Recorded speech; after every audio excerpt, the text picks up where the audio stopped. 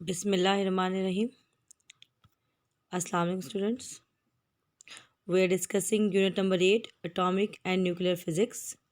Today is our lecture number 7 about uses of radioisotopes. First we discuss what is atom. We know all matter is made up of element. The smallest particle of element is called atom. Okay. Atom consists of two parts. Okay. The nucleus which contain number one क्या है first part nucleus which contains proton and neutron and number two is orbiting around its orbit that is electron. And what are isotopes? Isotopes are atom with the same atomic number but different mass number. Every element has naturally occurring isotopes. For example, हमने hydrogen को discuss किया था कि hydrogen के naturally 3 isotopes हैं. Number 1 protium, deuterium and tritium. Now what are stable nuclei? Nuclei which do not emit radiations naturally are called stable nuclei.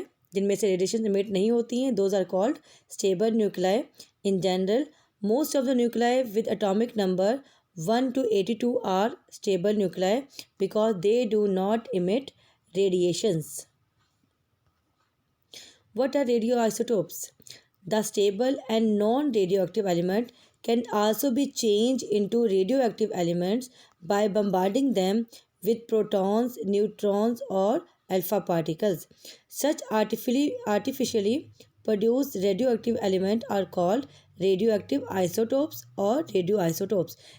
It's mean that when you bombard a stable radioactive element with proton, neutron or alpha particle, they become radioisotopes.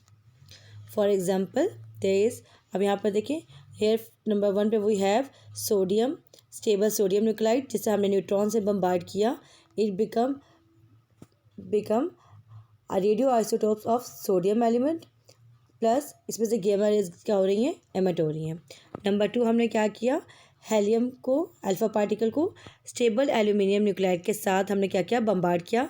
Then what happen, it convert into phosphorus radioisotopes and neutron जो इसमें से क्या हो रहे हैं, emit होना शुरू हो जाएगी. These are the 2 examples of production of radioisotopes. किस तरह हम एक स्टेबल न्यूक्लाइड को कन्वर्ट कर देते हैं अनस्टेबल न्यूक्लाइड में, जिसे हम कहते हैं रेडियोआइसोटोप्स. एप्लीकेशंस ऑफ रेडियोआइसोटोप्स, सबसे पहले हम इसे डिस्कस करते हैं in medical. Radioactive traces are chemically compound containing some quality of radioisotopes. They can be use to explore the metabolism of chemical reaction inside the body. ठीक है, ये क्या करते हैं, बॉडी के अंदर मेटाबॉलिज्म को क्या करते हैं, एक्सप्लोर करते हैं एनिमल्स और प्लांट्स के में. Radioisotopes are used as a tracers in medicine industries and agriculture. ठीक है, सबसे पहले आप मेडिसिन को हम डिस्कस करते हैं. उन्होंने यहाँ पे एग्जांपल दिए. फॉर एग्जांपल उन्होंने ये कहा है, for example iodine 131 readily accumulates in the thyroid gland and can be used or the monitoring of thyroid function, कि मॉनिटर भी करता है और एक्यूमुलेट भी करता है थायराइड ग्लैंड्स को. For the diagnose of brain tumour phosphorus 32 is use, यानी कि ब्रेन के ट्यूमर को डायग्नोज करने के लिए हम क्या यूज़ करते हैं, phosphorus 32. The malignant part of the body absorb more quantities of isotopes and this helps in tracing the affected part of the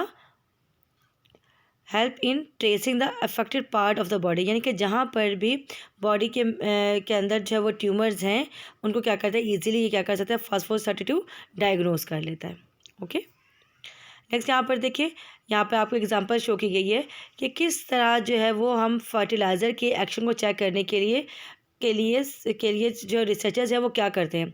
यहाँ पर उन्होंने एग्जांपल दिया है, to check the action of a fertiliser, कि fertiliser आपका किस तरह active है कि नहीं है. Researchers combine a small amount of radio active material with the fertiliser. ऐसे रिसर्चर्स क्या करते हैं कि फर्टिलाइज़र जो है वो इसके अंदर अब्जॉर्ब कर देते हैं.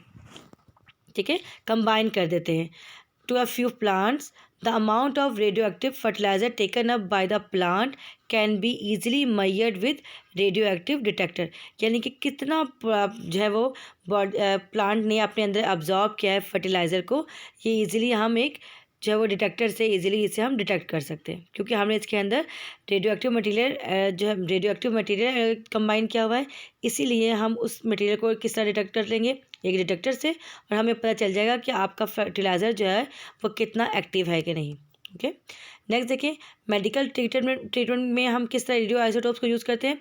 Radio isotopes are also use in nuclear medicine for curing various diseases. For example, radioactive cobalt-60 is used for curing cancerous tumors and cells. The radiation kills the cells of the malignant tumor in the patient. यानी कि वो tumour जो कि आपको body में नज़र नहीं आ रहे होते, उन्हें भी क्या करते हैं, वो उन्हें ख़त्म कर देते हैं, रिड्यूस कर देते हैं।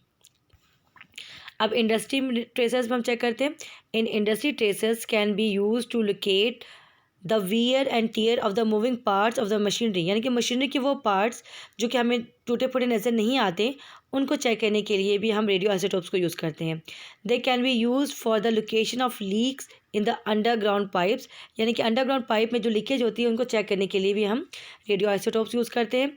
By introducing a suitable radio active tracer into the pipe, the leak can be conveniently traced from higher activity in the region of cracks in the pipes.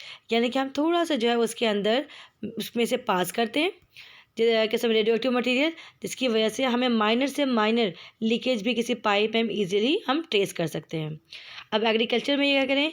In agriculture radio phosphorus 32 is use as a tracer to find out how well the plants are absorbing the phosphate fertilizer which are crucial to grow their growth. हमने कहा कि ये जो है हमें ये find out कर सकते हैं कि कितना जो है वो फर्टिलाइज़र प्लांट अपने अंदर एब्जॉर्ब कर रहा है। ये चेक करने के लिए हम रेडियो फॉस्फोरस 32 का यूज़ करते हैं। ठीक है, now next is carbon dating. Carbon dating की हेल्प से हम जो एंशियंट चीज़ें हैं हमारे पास, जैसे कि आगे हमें जिस तरह की कभी कोई के समय प्लांट के या फिर डेड प्लांट मिलता है या फिर कोई बोन मिलती है काफ़ी ओल्ड या एंशियंट टाइम की, तो उसकी हम एज किस तरह कैलकुलेट करते हैं with the help of carbon dating. Now what is carbon dating. Radio active carbon 14 is present in small amount in the atmosphere. ठीक है, कार्बन 14 जब हमारे एटमॉस्फेयर में वेरी स्मॉल अमाउंट में प्रेजेंट होती है। Live plant use carbon dioxide and therefore become slightly radio active. ठीक है, यानी वो प्लांट जो कार्बन डाइऑक्साइड को यूज़ करते हैं वो क्या हो जाते हैं, स्लाइटली रेडियो एक्टिव हो जाते हैं, because carbon 14 is a radio active substance. When a tree dies the radio active carbon 14 present inside the plant start decaying. यानी कि जो कार्बन 14 जो क्या होता है, डिके होना शुरू हो जाता है। ठीक है, जब प्लांट डेड होना शुरू हो जाता है तो since the half life of carbon 14 is 5730 year, 5730 year है कार्बन की। The age of the dead tree can be calculated by comparing the activity of carbon 14 in the live and dead tree. ठीक है, यानी कि कब ये dead हुआ, इससे हम और इसकी जो है वो हमें पता है कार्बन 14 की हाफ एज क्या है, 5730 ईयर। इन दोनों को कंपेयर करके लाइव और डेड ट्री की इस तरह हम एज कंपेयर कर लेते हैं और हम ये एक्चुअल बता लेते हैं कि इसकी एज कितनी है। The activity of live tree remain almost constant as the carbon 14 is being replenished while the carbon 14 in the dead trees is no more replenished. ठीक है, यानी उन्होंने कहा कि जब तक जो है वो हाफ लाइफ नहीं होती, उसके अंदर कार्बन ट्री जो है वो प्रेजेंट होती है। ठीक है, और इसके ये इतनी ईजिली जो है वो उसके अंदर से रिमूव नहीं हो सकती। Therefore by measuring activity of the ancient relic, यानी कि पुराने ज़माने में scientist can estimate its age. इसी तरह से ही साइंटिस्ट जो है वो चीज़ों की एज ईजिली जो है वो कैलकुलेट कर लेते थे।